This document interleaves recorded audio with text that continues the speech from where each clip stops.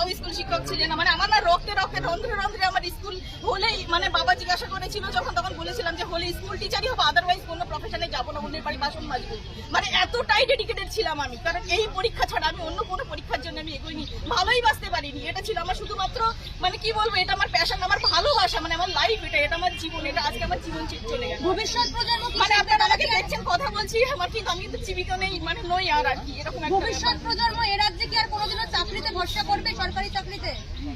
দেখুন, স্কুলে না আমার স্টুডেন্টদের কাছে আমার খুব ভালো নাম, জানেন তো, অনেকে আমাকে আইডল মনে করে। আমি বারিপুর গার্লস হাই স্কুলের টিচার, যাবেন ওখানে জিজ্ঞাসা করবেন শাহানি ম্যাম কেমন, আমি শাহানি নাজনীন বলছি।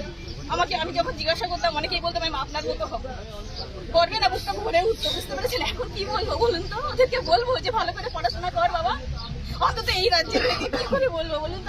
তাদের সাথে দেখা হবে কিনা জানি না, পরের কথা, কিন্তু যেই আসুন না কেন স্কুল টিচিং অন্তত এই সরকারের আমলে জানি না, যদি ভালো কিছু হয় তো হোক, ডেফিনেটলি, অন্যদের সাথে এরকমটা না হোক, কিন্তু আমাদের কি হবে বলুন তো, আমরা কি করে